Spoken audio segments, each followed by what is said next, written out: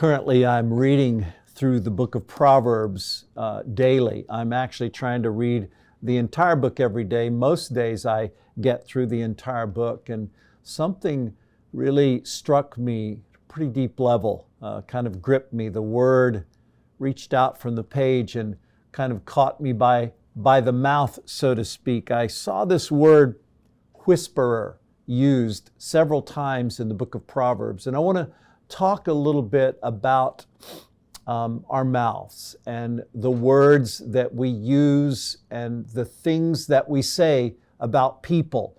Obviously, if you read the book of Proverbs, a large portion of it is assigned to the subject of words and the things that we say, and the mouths of the wise versus the mouths of the wicked, the mouths of the righteous versus the mouths of the evil. And so you'll see these juxtapositions all through the book of Proverbs. And when I was reading through the 16th chapter of the book of Proverbs, this word whisperer just jumped out at me. And if you know anything about me, I have a big mouth.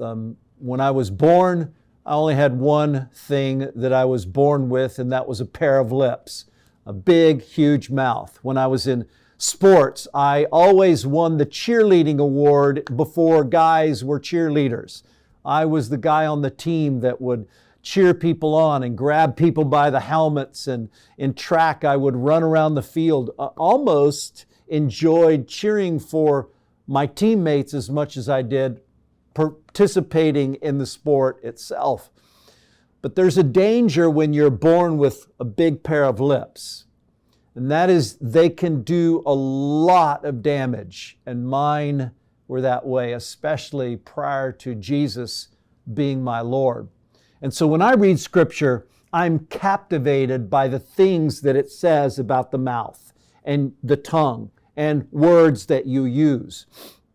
And so that's perhaps more of the reason that this grabbed me, was about me and my life and continuing to be the kind of person that builds up and doesn't tear down. And so I want to begin and just kind of peruse through the book of Proverbs where we find this word whisper. So Proverbs chapter 16, verse 28, it says this: "And a dishonest man spreads strife, and a whisperer separates close friends." This word whisper is a powerful word. It pulls in several kinds of concepts. Slander, and slander is just lying about someone to malign their character. So that's a part of it. Another part of this word, to whisper, is gossip. Now, gossip is a little more complex, because gossip can include truth about someone.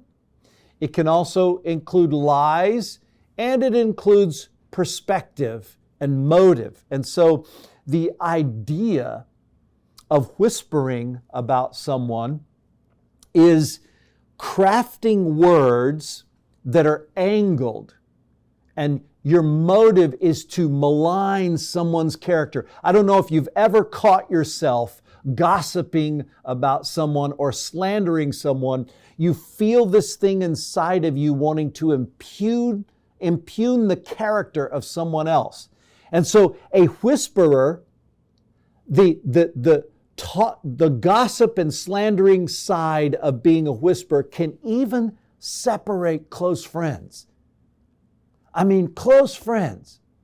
And I can't tell you how many times over the course of my life, my whispering about my close friends has separated me. Perhaps it's separated you. Perhaps where you're at today, it's currently almost separating you from your friends. I was thinking about this and did a little bit of research, and the reason they say whispering is because the origin of the word comes from a snake charmer murmuring and whispering words to charm the snake. Think of the evil behind gossip and using truth and lies and perspective to malign someone's character. I was thinking about this idea of whispering, separating close friends, and what came to my mind was another proverb, and in Peter. Proverbs 10:12 says that love covers sin, and Peter, in 1 Peter 4:8, he took that even further, and he said love covers a multitude of sin. And so this is the idea. Love does not whisper or gossip about a person's sin. Even if their sin is a multitude of sin, couples, married couples, please listen to me. Talking about your mate's sin all the time is not an act of love, and that can separate people that love one another. A whisperer separates close friends, but love never. Love stays away from talking about a multitude of sins. Think of this, church staff. Think of this as your life as a leader. Are you the kind of a person that allows for whispering in the context of the people, teams that you're building? Very powerful idea. Proverbs 18:8 presents another side of this idea of being a whisperer. 18:8 says, the words of a whisper are like delicious morsels. I want you to listen to this because this proverb is actually repeated again in another proverb verbatim. It's like a double underlining part. The words of a whisperer are like delicious morsels. We'll talk about that in a minute. They go down to the inner parts of the body. If you're like me, a gossip's words are they're so delicious. That's what this picture's painting. I mean, when I first went to work for this major corporation, there was a lot of whisperers around, and they hated the boss man that led us, and he actually was my boss, and there was this large amount of whispering, and I remember being captivated by those delicious morsels of gossip and slander, and how deep they went in my soul, and how much they framed my view of this man. And so the hearers of whispers, if you're one of those people that listen to whispers, I beg of you, Proverbs would beg of you, shut them off, flee from them, and do not listen to it, because they are delicious morsels. If you look this word up, it means to greedily swallow. When someone's whispering, you want to hear more and more and more and more.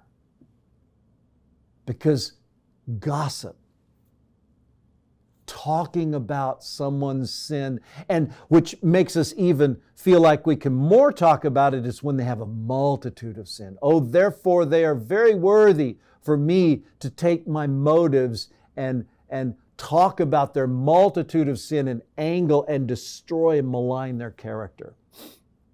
The words of a whisper are like delicious morsels, and they go to the innermost parts of the body. They defile the very people that listen to you or to whomever the whisperer is. And then finally, these last ones, and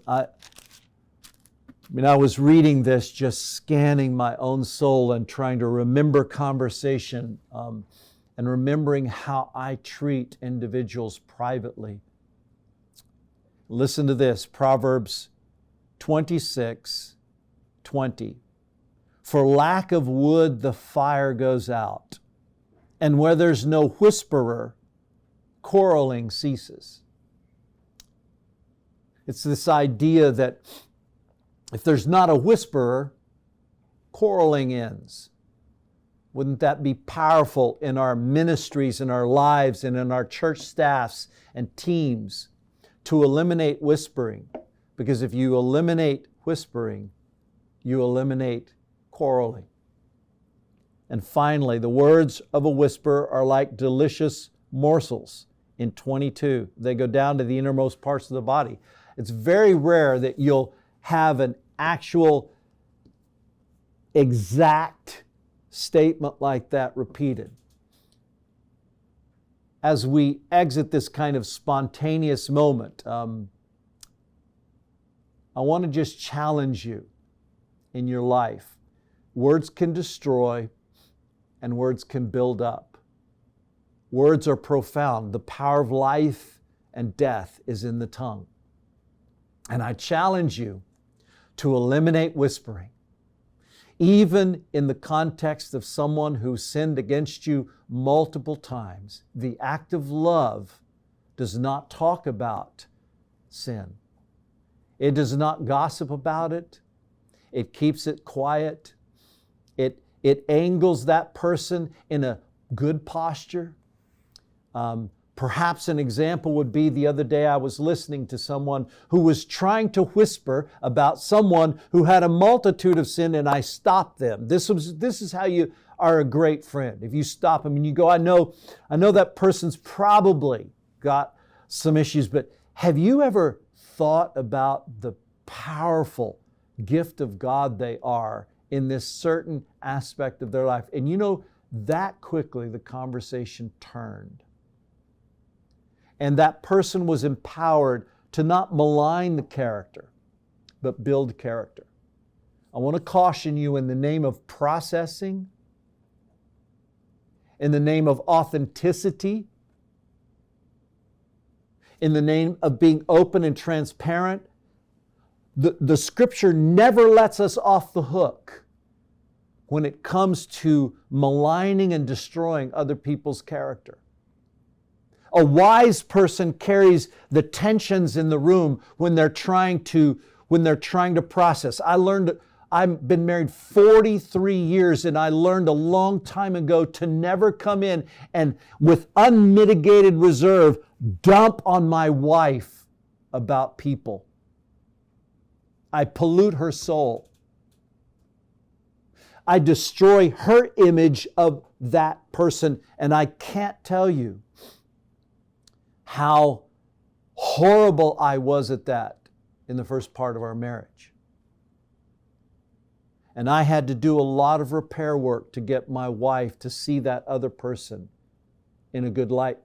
And it was me that whispered, me that gossiped, me that took my motive and my perspective and my angle and poured out on her and maligned that person's character, bent the way they really were, and put an image deep in her soul that was wrong.